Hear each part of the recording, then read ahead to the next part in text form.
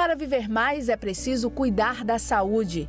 Doutora Felícia Crispim, médica endocrinologista e metabologista, atua há 12 anos na prevenção, diagnóstico e tratamento de doenças como diabetes, obesidade, colesterol, problemas da tireoide, osteoporose, climatério, síndrome do ovário policístico, distúrbios do crescimento e desenvolvimento. Profissional renomada que, com análise e estudo individual de cada caso, proporciona aos pacientes qualidade de vida e bem-estar. Consultas com atendimento humanizado em um espaço acolhedor e preparado para prestar a assistência necessária com padrão e excelência. Clínica Doutora Felícia Crispim, Rua Bossuet Vanderlei, número 866, no centro de Patos. Telefone 3421-7233. Tem gente dizendo que dá para aprender inglês falando português, usando ferramentas mágicas e até dormindo. Acorda! Se você quer falar inglês ou espanhol de verdade, você precisa de método. Com o método CCAA, você aprende falando, naturalmente, e ainda escolhe como vai assistir a cada aula. No CCAA, online, tudo ao vivo. Fale! Aqui você tem voz e o CCAA tem o método. CCAA, é assim que se fala. Patos tem um novo conceito em saúde, em um espaço para cuidar bem de você. A Sedare Policlínica conta com uma equipe focada em um atendimento de qualidade, acolhedor e personalizado para cada cliente. Valores como humanização, confiança, ética e segurança fazem parte da essência do empreendimento. Com uma ampla e confortável estrutura, a Sedare dispõe dos serviços de consultas médicas e psicológicas em diversas especialidades, com profissionais de referência. Nessa missão de cuidar das pessoas, a médica Micaela Mota é uma das profissionais que atuam na Policlínica Sedare com atendimento psiquiátrico e cuidados com a saúde da mente. Especialista em psiquiatria, doutora Micaela atua há 7 anos no diagnóstico e tratamento de depressão, ansiedade, distúrbios e transtornos que afetam o bem-estar. Na área infantil, a profissional atende crianças com dificuldades cognitivas e autismo e auxilia no tratamento correto e precoce dos pequenos junto às famílias. Sedare Policlínica, aqui o plano é cuidar bem de você. Destaque Embalagens, melhor lugar pra comprar. A sua embalagem, melhor lugar não há. Destaque Embalagens, empresa competente. Destaque Embalagens para atender a gente. Destaque Embalagens, líder do mercado de embalagens e temperos e alho em todo o Nordeste. Destaque Embalagem, essa eu confio. Escolha andar protegido, respeitando as leis e a sinalização. Escolha não usar o celular no carro. Escolha não dirigir se você vai beber. No trânsito, o que você faz toda a diferença. Escolha a vida. Maio Amarelo, uma campanha Detran e Governo da Paraíba. Oferecimento: Panificadora São Vicente, 50 anos de tradição alimentando sua família.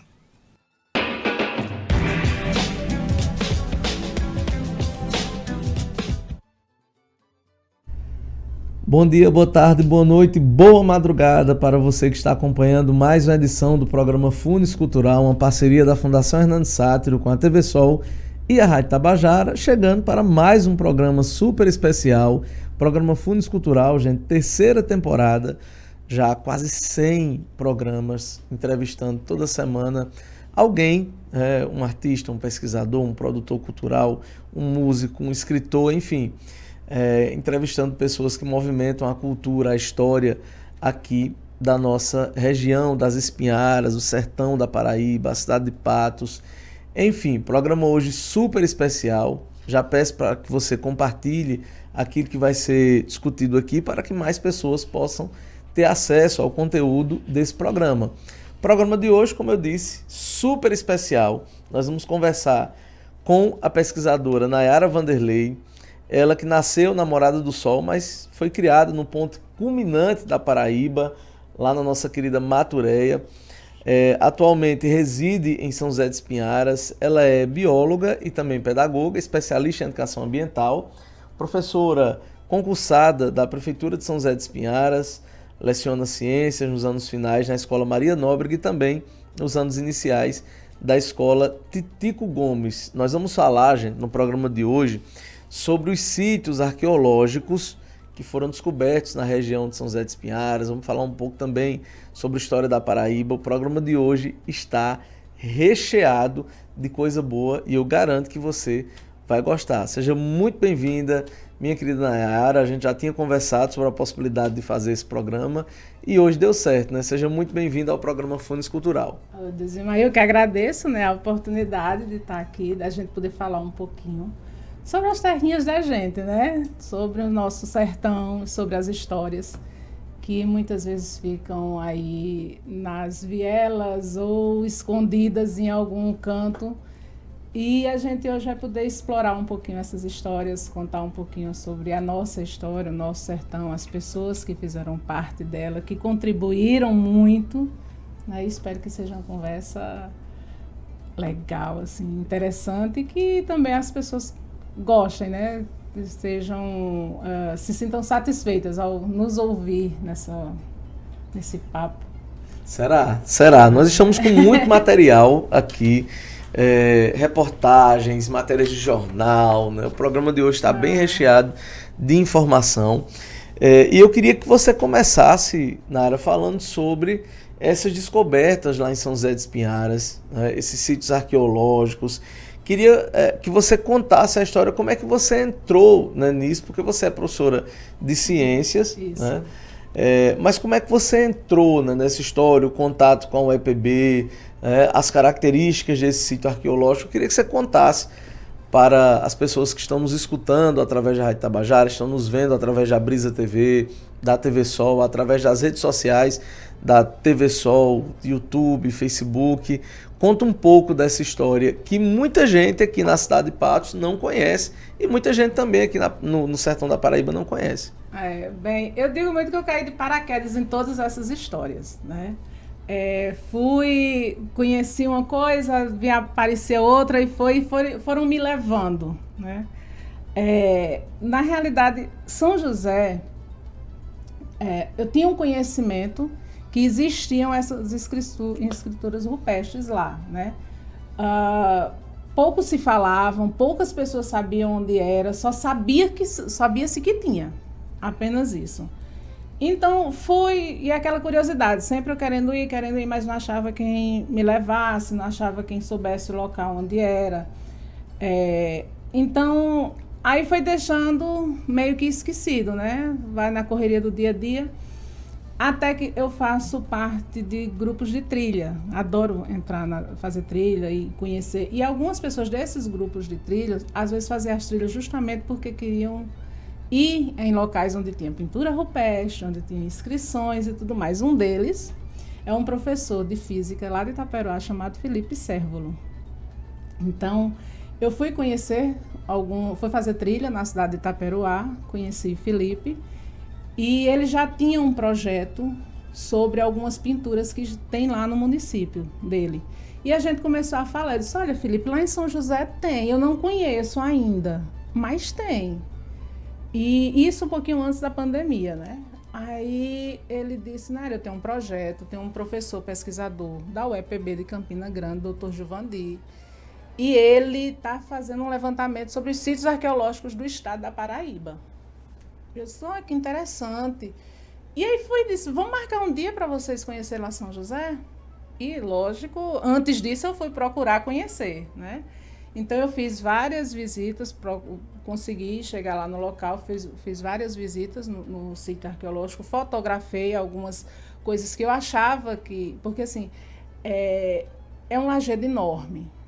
Então, e as inscrições estão no chão, a maioria. E você vai andando e vai visualizando. Só que, para mim, que era leiga, tinha coisas que passavam que eu achava, não, isso aqui eu acho que não é. E nem fotografava. Pegava aquelas que realmente estavam bem características na pedra. E fiz algumas fotos, mandei para Felipe. Felipe disse, Nayara, isso dá estudo. Vou mandar para o doutor Juvandi. No outro dia, porque isso foi à noite, no outro dia o doutor Juvandi já entrou em contato comigo. quero conhecer os sítios arqueológicos de São José. Eu disse assim, do nada, não, quero, isso aí é incrível, Nayara, o que você mandou para mim, eu quero conhecer.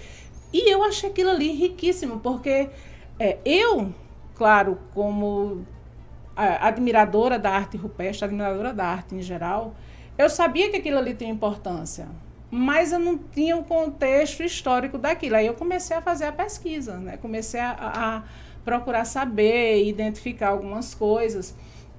E aí consegui que o Dr. Juvandir viesse. E ele ficou assim... Eu não sei uma palavra para te especificar a alegria dele quando ele viu aquele sítio rupestre, aquele sítio arqueológico. Porque ele disse, Nayara, em termos de dimensão, talvez ele vá perder para um que eu cataloguei em Catolé do Rocha, porque lá é enorme. E lá é mais assim, no comprido, como a gente costuma dizer. E aqui, em termos de desenho, talvez seja o maior do estado, do número de figuras. E outra característica que tem lá, que ele disse que nunca viu em lugar nenhum, e olha que o Dr. Juvandir é bem viajado, ele disse que a gente tem aqui encapsulados, que são uns buraquinhos nas pedras. Que ele disse, a maioria, quando você vê em algum sítio, em algum local, você vê ele com profundidade de 3 centímetros, 5 centímetros. Eu achei aqui encapsulados de 15 centímetros. Isso é incrível. E assim, para mim é só uma pedra cheia de buraquinhos que eu achava muito linda. Mas eu disse, não, Nayara, isso aqui é incrível. A gente não sabe nem por que isso existe, por que eles faziam isso, porque é locais que, assim, a gente sabe, no nosso sertão o sol castiga. E são locais que normalmente você não tem uma sombra, você não tem alguma coisa que ampare. E você, para conseguir fazer aquilo ali, você demorou dias, talvez meses. E o que levaria uma pessoa a fazer um trabalho daquele? Qual é a causa? Por que fazer aquilo ali? Então, isso intriga os arqueólogos até hoje. E já intrigava com 5 centímetros de profundidade, imagina com 13, 15, que é o que a gente encontra aqui. Então, ele continua-se o trabalho, né, até hoje.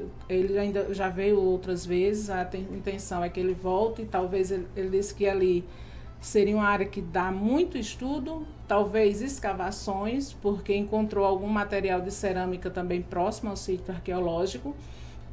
Mas como ele está num trabalho em que ele está fazendo isso pela Paraíba inteira, né, ele disse que demanda um pouco de tempo, porque os pesquisadores da UEPB é um número reduzido e tem muita demanda, porque o estado da Paraíba inteiro tem sítios riquíssimos.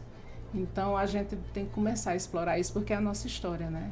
É um pouquinho do registro de quem passou por ali, que a gente ainda muitas vezes nem conhece, nem sabe, não dá valor, e também para que seja uma forma de preservar, porque a minha preocupação também é a preservação, já que lá já foram feitas pichações. Tem alguns dias atrás eu fui lá, tinha tocado fogo num mato próximo e chegou a atingir algumas pedras, entendeu? E o fogo danifica. Então, a minha preocupação em si, de levar esse estudo, de fazer essa pesquisa, de começar a divulgar isso, é para que as pessoas também, além de entender a importância, comecem também a preservar. Lá é propriedade privada? Não, é propriedade de assentamento. Sim. Mas, assim, por incrível que pareça, apesar da maioria ser pessoas que não têm estudo, eles têm uma preocupação em preservar aquilo, né? Eu converso com algumas pessoas dali da localidade, eles a gente só achava bonito, a gente não achava que tinha essa importância. Tem uma importância histórica riquíssima, não só histórica, cultural, que dá para fazer um desenvolvimento para vocês mesmos, da comunidade. Então, eles estão empenhados em ajudar, em colaborar, em preservar. Mas como é uma área que fica no meio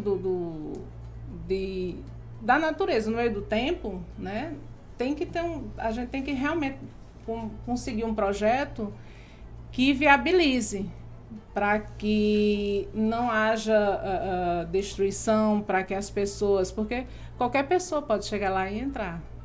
Fica próxima à estrada de acesso.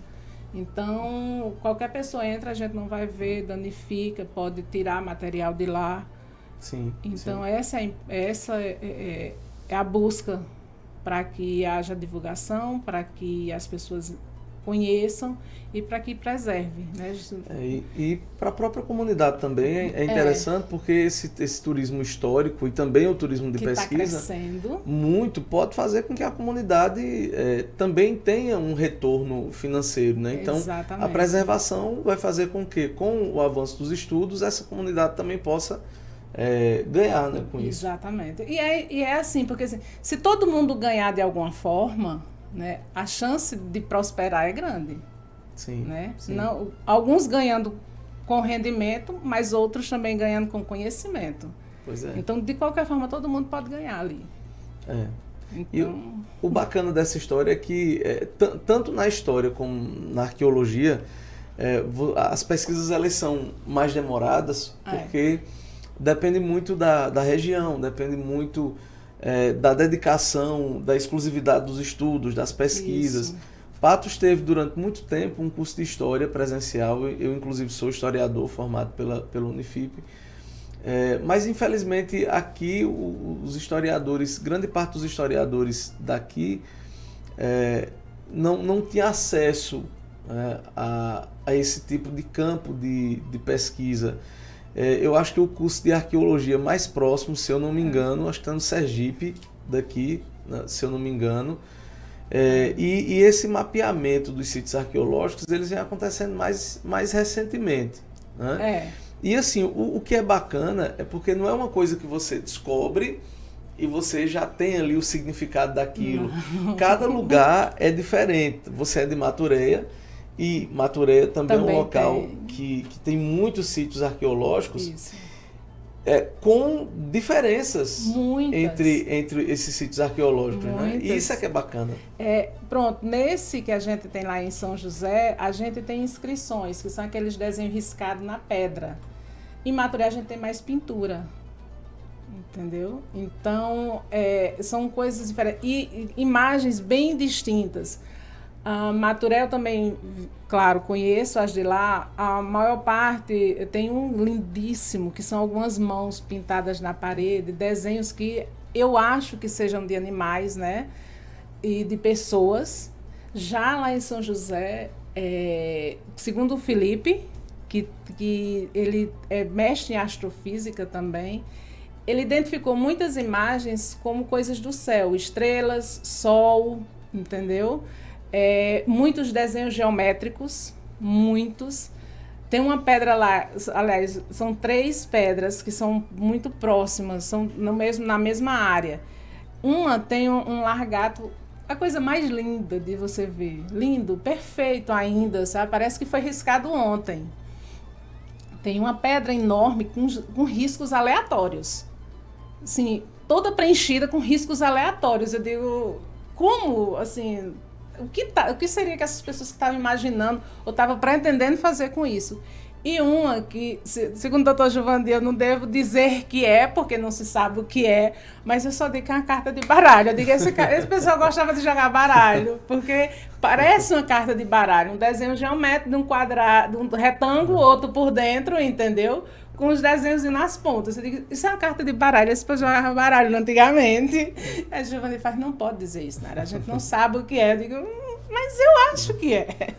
Eu vou pedir para nosso querido Denis colocar algumas imagens de algumas pedras, de algumas pinturas. Nós temos aqui no nosso acervo, para que você que está acompanhando pela Brisa TV, para que você que está acompanhando pela TV Sol, possa também despertar em você essa curiosidade de você ir até São José dos Pinharas, para conhecer um pouco desses sítios arqueológicos recém-descobertos, né? Pode passar, Denis. Já a gente vai comentar um pouco sobre o trabalho educativo, né? Certo. A gente vai chegar nas pedras agora. Aquela lagartixa, é lá no cantinho, a planta está na frente, do largado. Pois é, aqui exatamente. Pronto, são muitos desenhos geométricos, que esses aqui, que ele acha muito similares a estrelas, constelações. Tem alguns lá que tem vários desenhos similares a estrelas, tudo juntinhos. Isso aqui pode ser uma constelação. Quer dizer, tudo suposições, né? Segundo o Dr. Gilvan Dias, esses desenhos têm em média 5.000 anos. Então, a gente ainda não tem como dizer com certeza do que é. E, assim, tem figuras de animais também, poucos, mas tem, né? Mas a predominância são desenhos geométricos e imagens que parecem muito sol, estrela. Essa aqui é a carta de baralho, olha, no cantinho você vê o retângulo com outro no centro, tá vendo? E os círculozinhos no canto. Esse é o Dr. Juvandi, que é o pesquisador, é arqueólogo da UEPB de Campina Grande, que vem colaborando, eu não posso dizer isso, ele vem realmente fazendo alguma coisa, porque eu sou leiga no assunto, né? Eu até então só admirava. E ele é quem dá as instruções, o que é que deve ser feito, está dando todas as orientações para que a gente possa levar esse projeto. Nária, eu queria...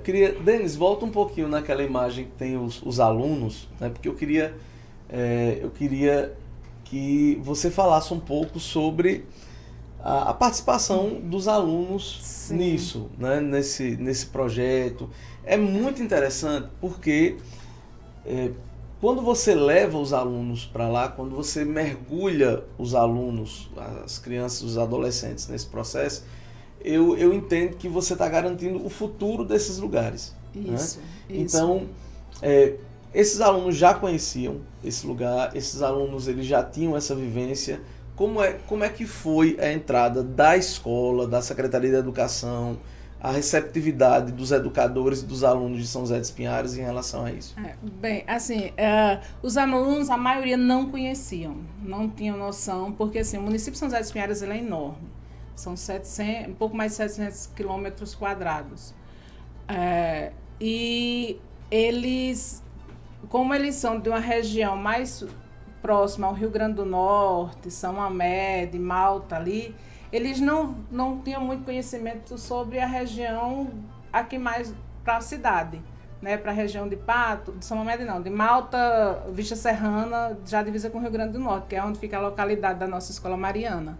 Então, tudo deles é mais para aquela região, para o setor norte. O pessoal do outro setor, eles não conheciam, eles não conhecem esse lado, eles não têm esse hábito de vir muito para a cidade. Quando vão resolver alguma coisa, vão para Malta, ou vão para Vista Serrana, ou vêm diretamente para Patos. Né? Dificilmente eles vêm para a cidade, para a sede. Então, eles não conheciam, não tinham noção. Então, a gente conseguiu, quando a gente iniciou esse trabalho, primeiro os professores adoraram, porque eles também queriam conhecer. A maioria deles não conheciam. Então, isso não vai ser aprendizado só para os alunos, não. Vai ser aprendizado para a gente também.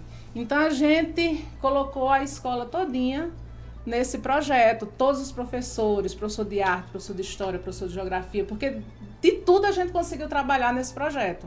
Em todas as áreas, né? Inclusive para matemática, português, tudo. Então, a gente abraçou o projeto, né?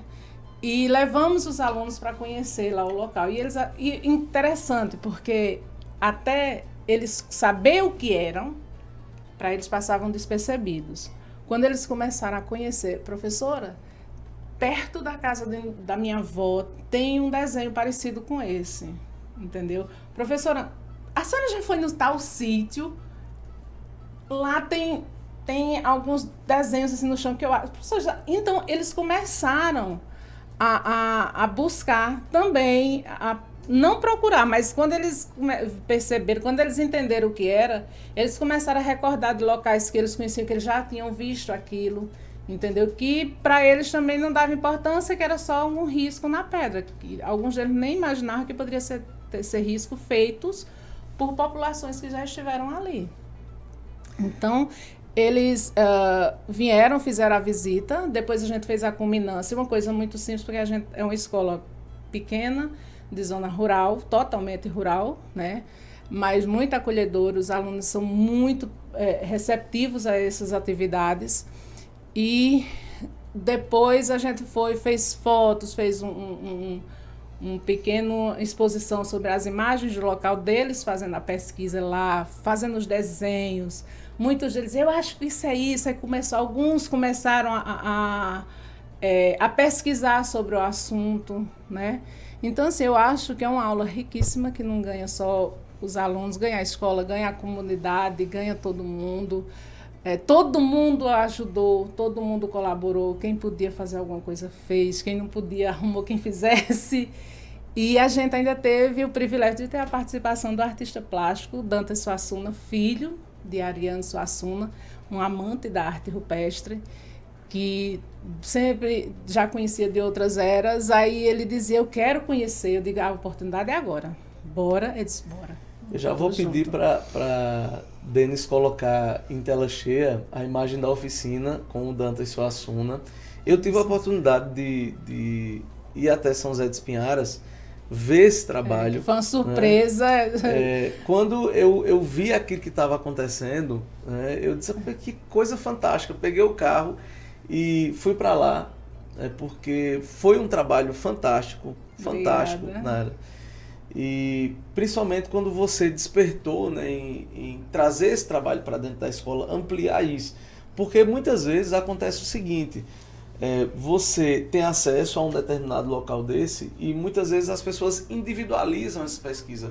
Quando você joga isso dentro de uma escola, dentro do universo escolar, outros professores conhecem, a pesquisa se amplia, as pessoas postam nas redes sociais, chama a atenção de outros pesquisadores, né? E eu tive a oportunidade de estar nesse dia vendo a maneira empolgada com que os alunos estavam vivenciando o projeto. E aí o Dantas veio abrilhantar mais ainda com a oficina. Então eu queria que você falasse um pouco sobre a oficina, sobre a ideia. Você já tinha contato com ele anteriormente, né? Como é que foi assim, a impressão dele em relação ao trabalho?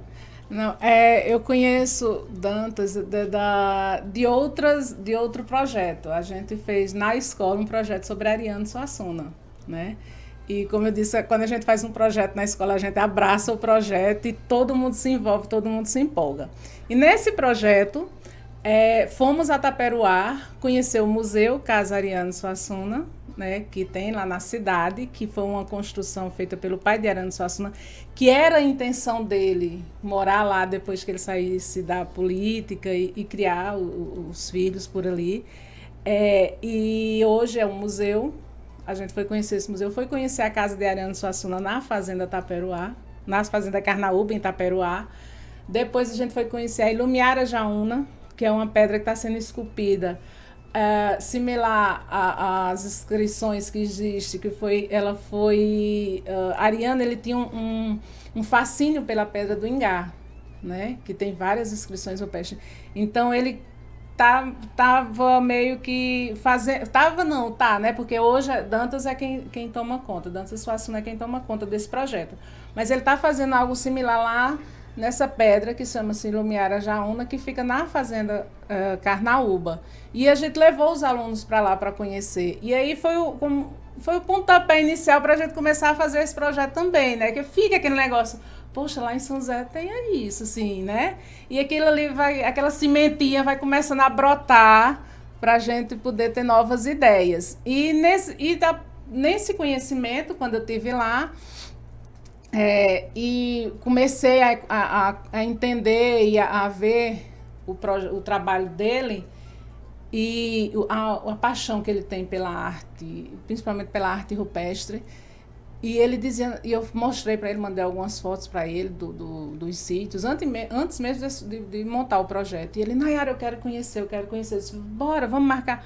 Mas aí ele também muito atarefado, né? Muita coisa, tá com os projetos aí da questão de Ariano Suassuna, tem a exposição armorial, que está vindo para Campina Grande, que já passou por vários estados, passou Rio, São Paulo e Brasília, eu acho, agora está vindo para Campina Grande. E ele empenhado nesse projeto, Aí ele disse, Nara, tô com a agenda apertada. Eu disse, Dantas, arruma o dia aí, que você arrumar no dia, eu resolvo o resto. E a gente foi, ele disse, tal dia, dá certo para você, porque eu vou estar na Carnaúba resolvendo algumas coisas, e daria certo porque um dia só, era um bate e volta, eu disse, dá. Aí pronto, eu organizei todo o projeto naquele dia que ele pudesse. E aí ele veio, né, conhecer. Ele, nesse trabalho dele, que eu conhecia, porque já foi feito em Maturéia também, né, com algumas escolas lá, ele fala sobre a arte rupestre, ele faz uma palestra sobre a arte rupestre. Normalmente, nesse dia a gente não conseguiu por causa do tempo, né? Mas normalmente ele faz as crianças montarem as tintas com tudo natural e fazer os desenhos em loco, lá no local, que foi uma coisa que a gente antecedeu por causa do nosso tempo, não só o tempo do dia mesmo, no correr do dia, mas o tempo em questão do sol, que lá não tem uma sombrinha assim para amparar os alunos. Então, a gente teve que colocar esse trabalho todo em pequenos dias, para que a gente pudesse fazer a culminância com ele. E ele normalmente ele leva os alunos para o local, os alunos vão fazer os desenhos em papel, depois esses mesmos alunos vão pintar, vão fazer um mural com as imagens que tinha. Todas as imagens que eles fizeram lá foram imagens que eles viram nos sítios arqueológicos. E o mais interessante, viu? Do dia que eu fui com eles para fazer essa primeira parte do trabalho, que era ver as imagens e desenhar, até o dia que Dantas chegou para fazer a pintura, se passaram 2 semanas e eles não precisaram levar esboço não, viu? Eles lembravam tudinho de memória, como eram os desenhos e pintaram lá do mesmo jeito, que assim, eu digo, olha, então ficou, né? A impressão daquele material, a descoberta, a curiosidade, marcou, porque eles lembravam tudinho, não precisa levar esboço de nada. E esse mural a gente tem até hoje na escola, a gente deixou lá para fazer a lembrança do projeto, e a intenção é que a gente ainda, claro, modifique, reestruture, mas a gente vai permanecer com esse projeto ainda. Pois é, você está acompanhando o programa Funes Cultural, uma parceria da Fundação Hernando Sátiro com a TV Sol e a Rádio Tabajara, recebendo hoje a professora, pesquisadora, essa grande ativista cultural, Nayara Vanderlei. Nayara, você é a professora de ciências que mais gosta de história que eu conheço, né? Você também tem uma luta, né, em relação ao casarão lá de São José dos Pinharas, né? Eu sempre vejo as suas postagens, né? A maneira com que o teu desejo de ver aquele casarão restaurado, né?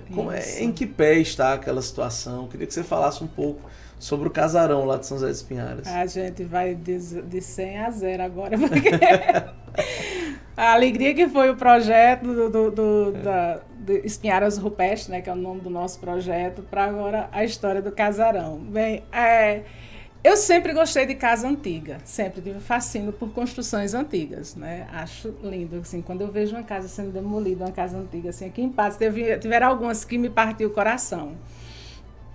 E eu moro vizinho à Casa Grande de São José dos Pinharas, né? Tô lá todo dia vendo ela, na saída da casa, no retorno de casa, e muitas vezes lá na casa mesmo, porque eu adoro fazer foto lá. E há muito tempo atrás, quando eu cheguei em São José, ainda era habitada, né? O casarão ainda tinha moradores, depois saíram. E ela foi se desmanchando, né? Se esfarelando com o tempo.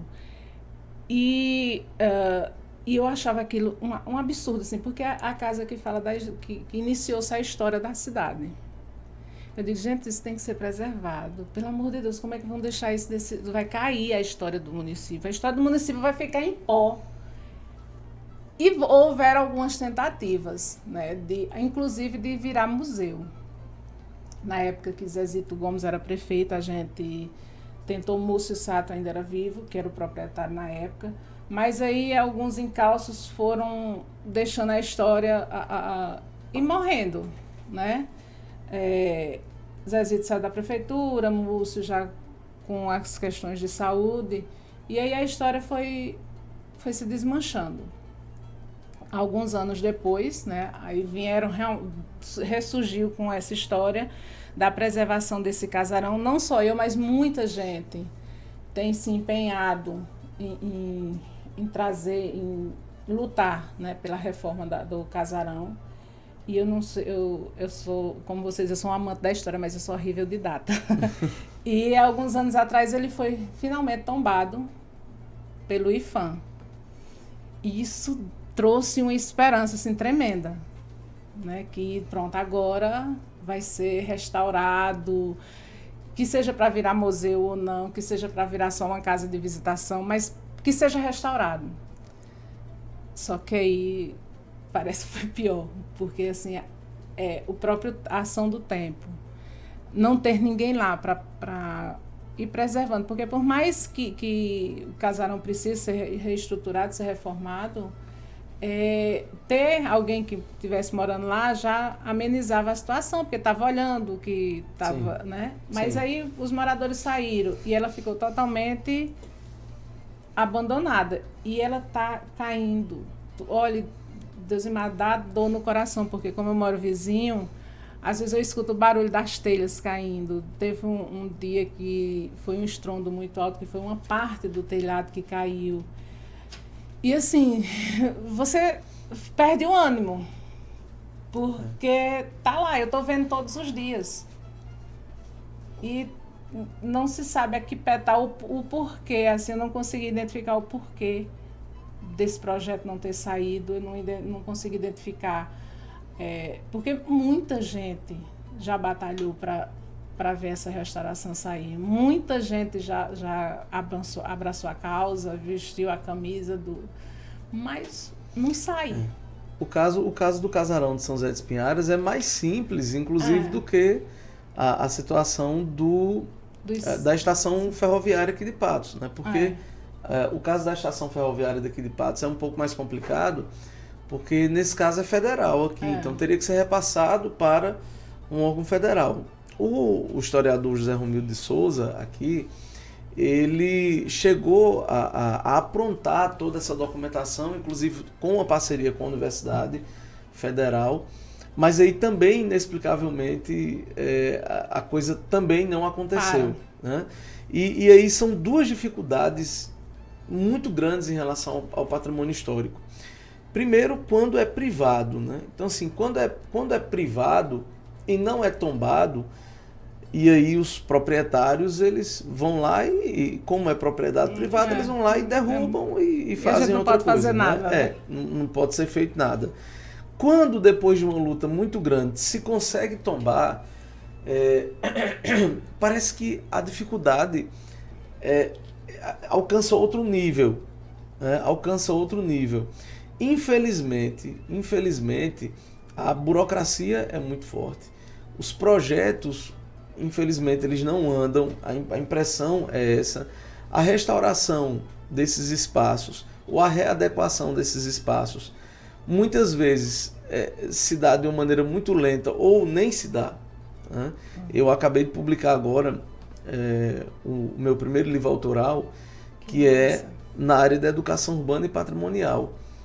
E a terceira parte do livro tem uma série de fotos comparativas, e uma das fotos comparativas é exatamente a Vila do Horaci, que funcionava ali perto do Colégio Cristo Rei, que hoje é simplesmente um terreno baldio, né? Há 10 anos é um terreno baldio. Não se preservou o lugar e também não foi construído absolutamente nada no lugar, e hoje serve apenas para especulação imobiliária. Quando não tem a ação do IPHAN, a coisa não anda. Quando tem a ação do IPHAN, trava também. Então isso é uma coisa muito complicada. Os municípios vêm criando as secretarias de cultura, isso é bom. Né? Patos, por exemplo, o início para alguma coisa. Patos chegou a ter Secretaria Municipal de Cultura e chegou a ter a Fundação de Cultura, a Fundap foi extinta recentemente, mas tem Secretaria de Cultura. Os municípios vêm criando as Secretarias de Cultura, diferentemente da década de 90, início dos anos 2000. Mas parece também que nessa área as coisas não vêm avançando. Né? Mas, Dulcimar, eu acho que a gente peca, principalmente a gente como professor, porque a gente não trabalha a educação patrimonial da forma como deve ser, né? A gente não ensina nossos alunos a importância, porque eu acho que muitas vezes a gente, quando começa na escola, principalmente com os pequenos, a mostrar a importância da preservação da história, às vezes a gente consegue lá na frente fazer com que essas sementinhas germinem. E às vezes a gente não trabalha isso. Né? No máximo que a gente trabalha a preservação dos móveis da escola, que não pode destruir porque é um patrimônio público, e fica só nisso. E assim, e a gente vai criando uma geração que não dá valor à cultura. Pois é. Né? Então, aí, se não se dá valor à cultura, se não se dá valor à nossa história, a gente vai começar a sucumbir. Né? Vai perder. A Fundação Hernando Sátiro vem fazendo um papel fantástico em relação a isso. E muitas vezes é um papel silencioso. Eu vejo hoje que a Fundação Hernando Sátiro ela tem 2 parcerias que são essenciais para a cultura aqui da região. A primeira parceria é com a TV Sol. Né? São quase 100 programas, todos disponíveis no YouTube, onde nós entrevistamos dezenas de pessoas, dezenas de situações que foram colocadas aqui, artistas que muitas pessoas não conheciam, lugares que muitas pessoas não conheciam. Então eu acho que a parceria com a TV Sol, ela vem mostrando uma realidade da cultura aqui na região que poucas pessoas conhecem. E a segunda importância da Fundação Hernando Sátiro nesse contexto é a coluna Funes Cultural no jornal A União, né? Já são 115 colunas publicadas há 3 anos, onde toda semana um texto de um escritor, de um pesquisador, de um educador aqui da região é publicado. Para você ter uma ideia, desses 115 textos publicados semanalmente, sem nenhuma interrupção, no jornal A União, espaço destinado à Fundação Hernando Sátiro, já teve texto de pesquisador de Condado falando sobre os sítios arqueológicos lá de Condado. Já teve 2 textos de pesquisadores de Pombal, do Quilombo dos Rufino, de todo o trabalho que está sendo desenvolvido em relação à cultura dos quilombolas lá na cidade de Pombal. Já teve 2 textos publicados sobre a cultura negra de Santa Luzia, publicados inclusive pelo jornalista e escritor Ronaldo Magela. Então, são 115 textos que estão disponíveis para que a população possa ter acesso a isso. É um trabalho que primeiro, a gente precisa fazer com que as pessoas conheçam isso. Né? Exatamente. Para que chame a atenção de alguma maneira, para que a gente não veja esse patrimônio sucumbir. Na realidade, é isso. O problema é justamente esse. É um trabalho lento, né, onde a gente tem que aguçar a curiosidade das pessoas para que elas tenham interesse. E aí onde está, como você falou, é um trabalho que fica meio escondido. Não escondido, não seria a palavra escondido, mas fica lá, às vezes, num cantinho que quase ninguém vê. A gente não pode fazer isso, a gente tem que começar a divulgar, tem que começar a ir atrás e mostrar às pessoas. Porque às vezes as pessoas têm interesse, às vezes as pessoas querem, mas não sabem aonde procurar, aonde buscar, ou como fazer. Então, aí quando a gente divulga, por isso que eu disse assim, quando você falou que achou interessante, porque a gente trabalhou de uma forma que a gente quis mostrar, não deixar restrito à escola. Mas a intenção é justamente essa, é que as pessoas vejam. Para quem tem interesse, quem quer buscar uma outra forma de participar da cultura ou de conhecer a cultura, saiba que tem. Entendeu? Que a gente é riquíssimo nessa área. Só falta que as pessoas saibam que existe. Pois é. Né? Pois Por isso, quanto mais a gente abrangir, quanto mais a gente divulgar, quanto mais a gente mostrar às pessoas, mais fácil é da gente conseguir que esse andar que seja um pouquinho mais rápido, que as pessoas procurem realmente, para que as pessoas entendam, que as pessoas busquem e sintam prazer Que é? Eu vou falar de uma realidade de Patos. Não faz o menor sentido a situação que a estação ferroviária se encontra. Não faz sentido. Né? Não faz sentido que há 20 anos se discuta o mesmo projeto sem que haja avanços. Não faz sentido. Né? Nós temos representação federal, nós temos governos que foram aliados de governos federais, e aqui eu não estou falando de questão partidária, porque os presidentes anteriores, os governantes estaduais e locais eram aliados deles, tanto Dilma como Bolsonaro, como Lula. Quer dizer, não é possível, né, já que é um órgão federal, não é possível que os nossos representantes eles não sentem, né, para conversar, para que se resolva uma situação que através de diálogo e de projeto se resolve. São 20 anos.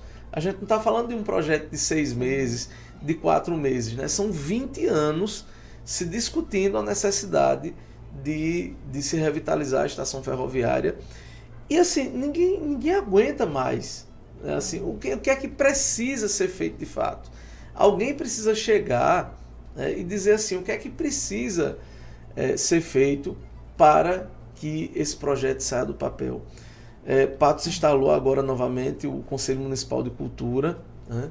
E nós temos esperança, né, que com agora o Conselho Municipal de Cultura, né, com a Secretaria Municipal de Cultura, né, através do secretário Pedro, que se possa dar uma entonação, que se possa dar um gás novamente nesse projeto. Se possa fazer funcionar. Né? São 20 anos, são 2 décadas e assim, não faz sentido. Não há dificuldade, gente, não há dificuldade que em 20 anos não se consiga resolver, não. Não é uma possível questão que em 20 anos burocrática, ninguém consiga uma solução. É um papel, né? é um convênio, né? Mas são 20 anos, né? Não faz sentido. Não existe desculpa para uma situação onde durante 20 anos se discuta um projeto e não se consegue tirar esse projeto do papel. Eu entendo até, por exemplo, grandes obras públicas. Por exemplo, as pessoas criticam muito a paralisação do teatro, mas eu entendo quando é uma grande obra, um teatro é complexo.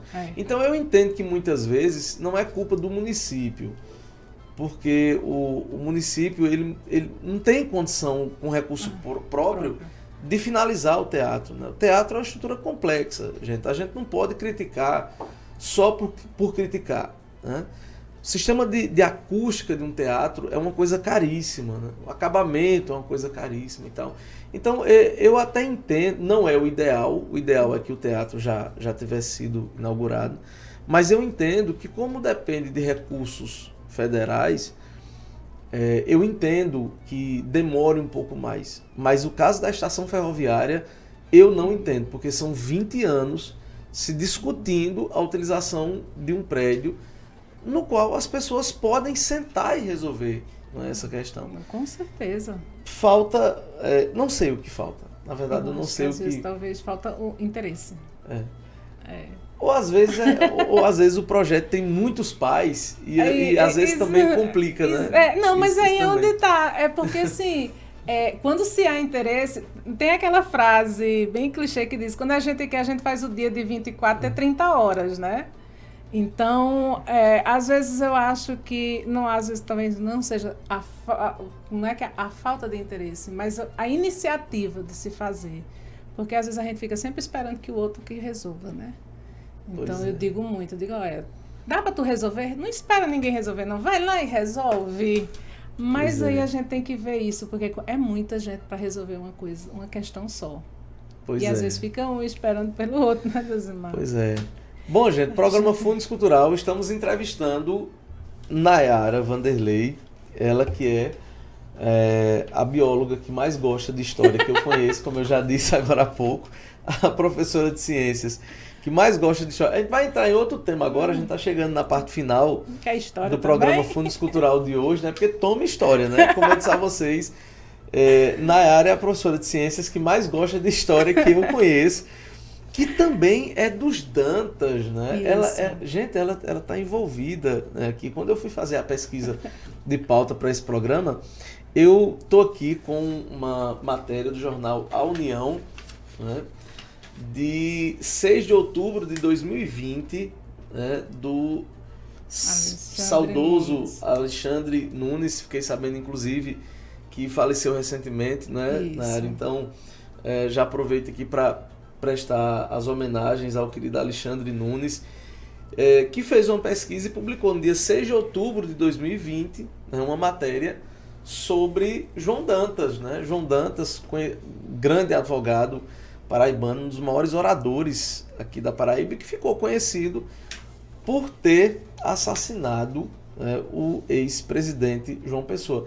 Ex-presidente se chamava presidente porque Naquela a província não se usava o nome governador naquela época, né? Então era chamado presidente João Pessoa.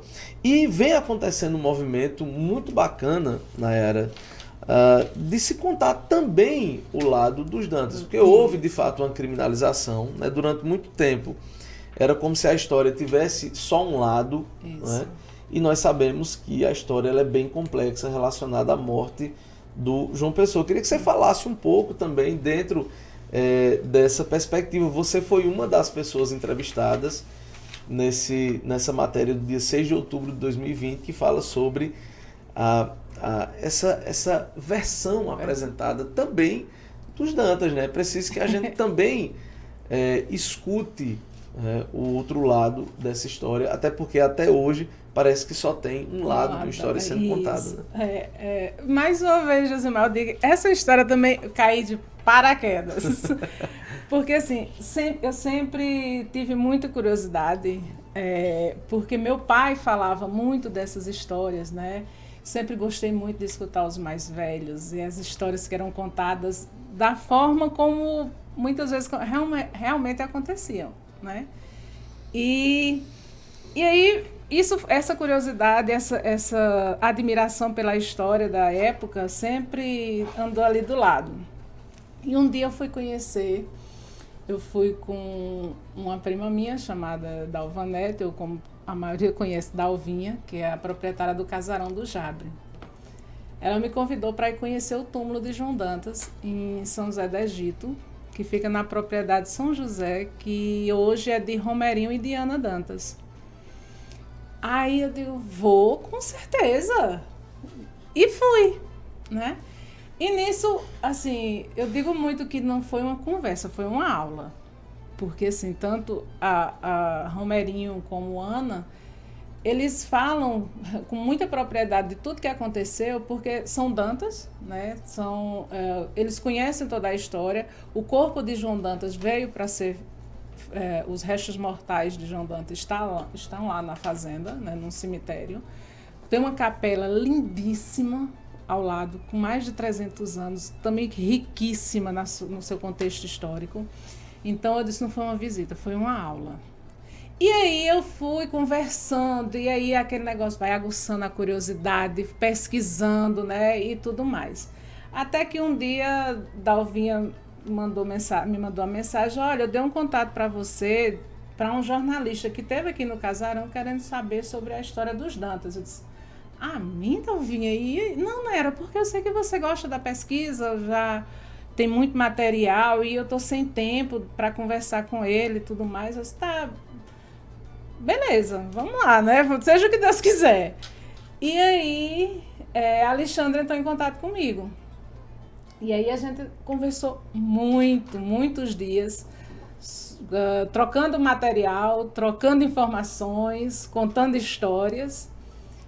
E aí esse material resultou em boa parte da pesquisa que ele utilizou para confeccionar a reportagem que falava sobre os 90 anos da morte de João Dantas, né? E aí, desse material também deu frutos. Mais na frente, houve também outra matéria sobre Anaíde Beiriz, que era a namorada de João Dantas na época, também que sofreu muito com essa repercussão. E a gente pode contar um pouquinho, né, da outra versão sobre a morte dele, sobre toda a exposição que ele passou, né, sobre os acontecimentos da época. E além disso ainda saiu outra, como foi os 3 faleceram no mesmo ano, né? Aí saiu outra matéria também sobre a morte de João Suassuna, pai de Ariano Suassuna, que também acabou entrando na história sem ter culpa do que aconteceu. E foi uma das pessoas, não só como toda a família Dantas, que foi perseguida, foi massacrada. Muitos Dantas tiveram que sair da Paraíba por causa disso, por causa dessa perseguição. E tudo isso acabou sendo material para isso, e como ele mesmo disse, talvez desse até um livro. Mas a história não quis que ele publicasse esse livro, ele chegou a falecer, que foi uma surpresa muito grande, porque a gente tinha vários projetos já pensando várias coisas para fazer, baseado nesses relatórios, nesse material que a gente conseguiu juntar. E é isso, assim, eu sou meio que suspeita para falar da história, né? Porque aí, apesar de conhecer os dois lados, eu vou defender o meu. Mas, assim, eu não levo Dantas no nome, infelizmente, mas tenho muito orgulho da história, né? Meu pai tinha orgulho da história. Meu pai que era Dantas, Pedro Dantas Vanderlei, e a gente criou-se, né, escutando essas histórias e como a família sofreu com tudo isso, né?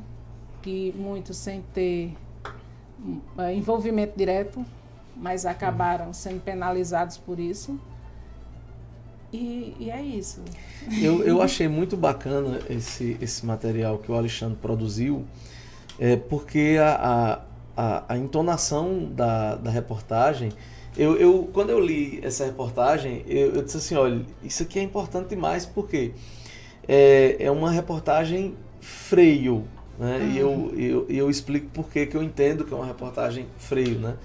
Porque mostra que várias pessoas aqui foram perseguidas sem ter envolvimento direto com isso, né? Como o João Suassuna, como o próprio primo do João Dantas, né? Como a própria Anaíde Beriz, né? Houve naquela época uma caça, né? Uma caça às bruxas, mortes, ampliação de casos de pistolagens, emboscadas, tocaias, né? Então, assim, eu acho que a história ela deve sim ser revisitada, né? Pierre Bourdieu, o sociólogo Pierre Bourdieu, fala uma coisa que eu acho muito interessante. Ele fala sobre os círculos de consagração social. Ele diz que os círculos de consagração social serão um tanto quanto mais eficazes quanto maior a distância social do objeto consagrado. Essa história está fazendo 100 anos daqui a pouco. Exatamente. Né? E é preciso se distanciar um pouco desse objeto para entender um pouco a realidade daquele momento histórico da década de 20, as pessoas envolvidas, as motivações, o contexto político da época. Então, assim, é muito bacana que as pessoas voltem a conversar sobre isso. Eu tive a oportunidade de entrevistar lá na capital o historiador, que tem um respeito enorme por ele, o professor José Otávio de Arruda. Ele é absolutamente contrário à revisão, por exemplo, do nome da capital, dos símbolos, não é? Mas eu respeito, né, a opinião. Eu acho que tem que se discutir, sim. Se tem um grupo de pessoas que entendem que a capital tem que mudar de nome, então vamos entender essas motivações, né? Isso não significa que seja uma prioridade, que a gente deva ir para a rua, fazer uma grande mobilização. Mas vamos pelo menos dar o direito às pessoas de entender as duas versões. Pois né? E aí elas têm o direito de escolher. Pois é. Né? Porque eu acho que a gente tem pessoas tão interessantes, a gente tem contextos tão ricos na nossa história, e afunilar isso a uma pessoa só, a um fato só, ou uma coisa que não foi contada ou moldada da forma que deveria ter sido, acaba restringindo o nosso, né? A nossa história. Pois é. Pessoal, nós estamos chegando ao final do programa Fundos Cultural de hoje. Nayara, quero agradecer muito a você. Fica à vontade para as suas considerações finais. Não, eu que agradeço de poder estar, primeiro de estar aqui com você, Deusimar, assim, que é uma pessoa que eu conheci no projeto, né, que eu fiquei muito feliz, porque a gente comunga com algumas ideias. Sim. Então, assim, poder trazer um pouquinho dessas histórias, né, porque, como eu falei, a minha intenção é justamente essa, que as pessoas conheçam, que as pessoas entendam, que deem valor, que preservem a nossa história, que preserve a nossa cultura. Aí, pautando um pouquinho aí, que eu nem falei muito, mas se tivesse dado a oportunidade, eu não tinha parado de falar, que é a questão, porque assim, eu devo muito tudo isso ao Ariano Suassuna, que foi através dele, né, dos livros dele, das histórias dele, da história dele que está envolvida diretamente com Dantas, porque ele também é descendente de Dantas, apesar de não levar no nome. Então foi a partir da admiração por ele que eu comecei a fazer todo esse contexto da história dos Dantas, da pintura rupestre e da admiração por tudo isso. Eu digo que foi culpa dele. E assim, estou muito feliz de ter participado, agradeço a todo mundo. E quem quiser, tiver à disposição aí, porque falar é comigo mesmo. Nayara, divulga tuas redes sociais, a galera que quiser acompanhar você, suas pesquisas nas redes sociais. Nas minhas redes sociais eu digo muito que é mais para extravasar, às vezes, alguns momentos, porque assim, eu tiro ela como brincadeira. Claro que muitas vezes, eu faço alguns questionamentos sérios, mas aí eu tiro mais como brincadeira, que lá é a Nayara Vanderlei 1, né? Eu sou a primeira. E quem quiser ele é aberto, porque é mais mesmo para extravasar. Eu gosto da fotografia, então acabo colocando muita coisa da fotografia. E vez por outra boto alguma coisa séria, mas é mais só para descontrair.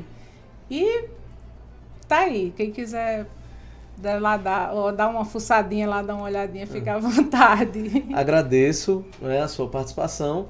E nós vamos encerrar o programa Funes Cultural de hoje de uma maneira diferente, né? Acabamos de saber, né, do falecimento da rainha do rock brasileiro, Rita Lee, que faleceu na manhã de hoje aos 75 anos de idade. E nós vamos encerrar o programa Funes Cultural de hoje com a imagem, né, da Rita Lee, ela que é uma das grandes referências da música no Brasil e que nos deixou hoje de manhã, né? Rita Lee ajudou a incorporar a revolução do rock, a explosão criativa do tropicalismo, né? Formou a banda brasileira de rock mais cultuada no mundo, Os Mutantes, e criou canções na carreira solo com enorme apelo popular, sem perder a liberdade e a irreverência, né? Então, o programa Funes Cultural de hoje está chegando ao fim. Recebemos a pesquisadora Nayara Vanderlei e na semana que vem nós estaremos novamente aqui em mais uma edição do programa Funes Cultural. Valeu, gente. Até mais.